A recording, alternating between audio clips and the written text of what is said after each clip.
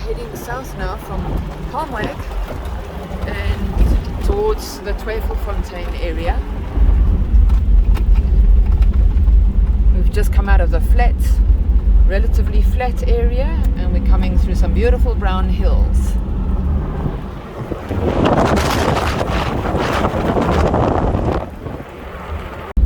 Hello, Stompy.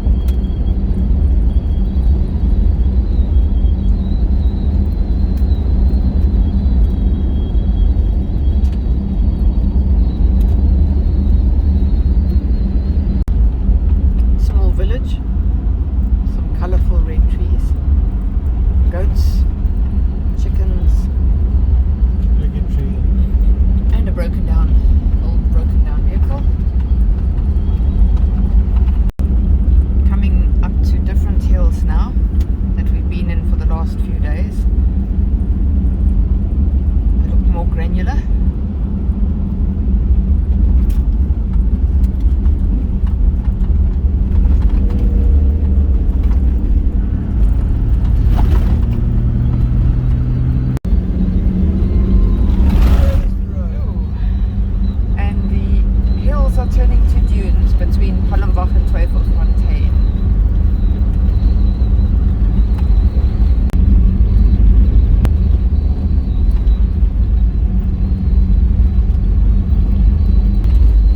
And it looks like we could have found Eskom's missing coal heaps. It looks very much like coal that's been deposited up in front. Better send Eskom down to claim it.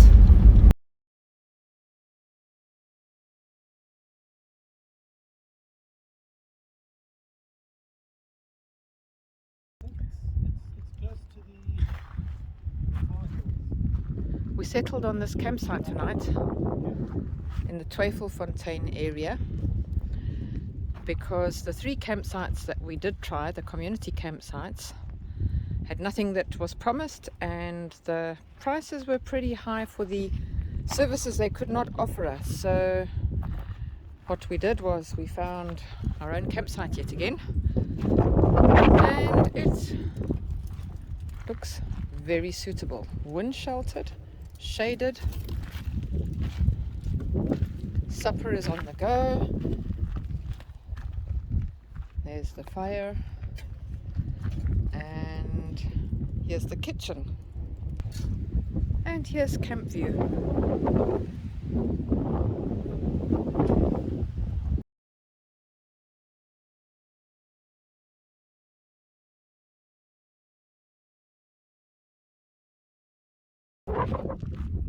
And as the night falls, the wind carries on.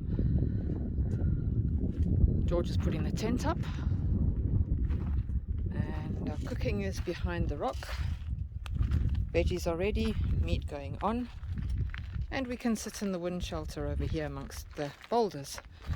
We've got extra chairs should we have visitors, and that's where we'll be sleeping. We're quite high up. It's actually very nice, and it's very remote.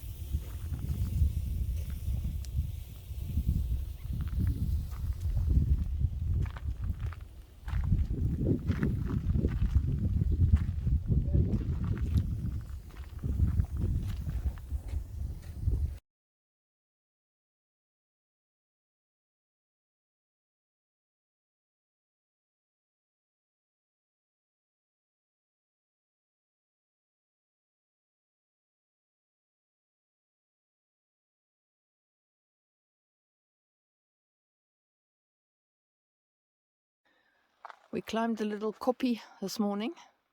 I guess we got 90% up, and stopped to admire the view. I didn't take the video along for obvious reasons, so that I could have both hands free. George is devouring the rest of his tea, which is ice cold now, that he was drinking before we climbed.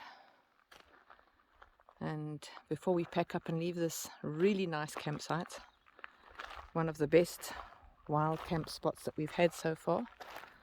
Quiet, beautiful, and protected.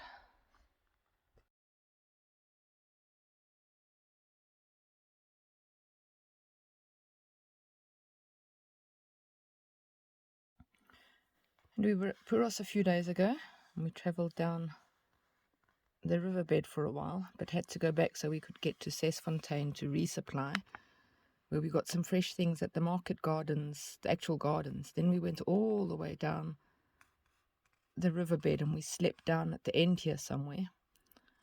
And then we took this track that you need a permit for, all the way around here, and eventually landed up at Palmwag. From Palmwag we've travelled down, and come down to the Twyfelfontein area, and we're sleeping up here somewhere along that, on a koppie next to that riverbed. And today we're going to explore this area. This is something along the road, and many of these small villages in this area, their signature trademark is how many old cars they have standing alongside the road outside the village. This is really old. Any idea what it is? I don't know, but it had wind-up windows. Oh, okay, wind-up windows. This is Twyfelfontein Visitors Centre. Everything is controlled now. There's no such thing as just arriving at a place and having a look. It's rules, gates, offices, pay points, and lots of control. And we're in Twyfelfontein, and our guide is Elizabeth. We paid our 80 Rand a person to come in, which is SADC rates. If you're European, it's 100 Rand a person. And Elizabeth is going to show us on about a 45-minute walk and a tour. And this is our first stop at a historical building.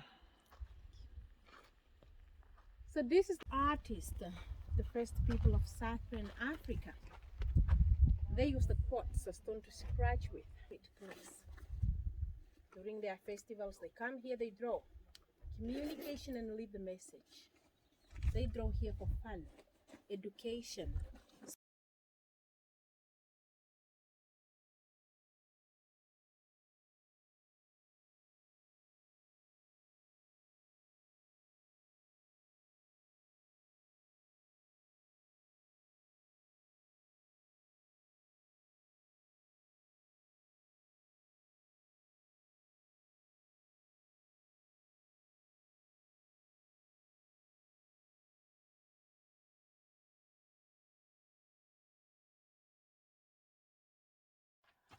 And the amount of rock engravings in this area is quite amazing, as Elizabeth has shown us during our tour. This has brought up many memories of Sedilla Hills, of paintings in the Drakensberg, and now we are seeing engravings here in Namibia in the north and quite far inland, and we've seen seals, engravings of seals, penguins and flamingos, which shows that the people who lived here had obviously been to the coast and travelled like we are doing now. Right. Say it again. All the coast used to be here. All the coast used to be here.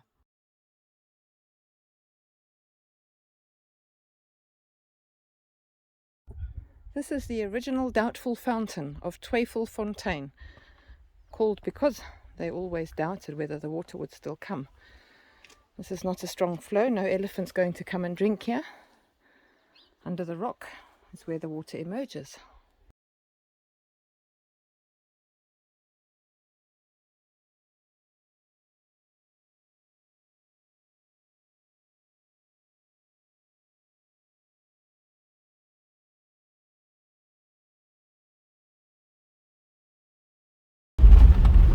An iron ore mountain in a field of quartz. It's a field of white quartz that we're driving through alongside an iron stone mountain.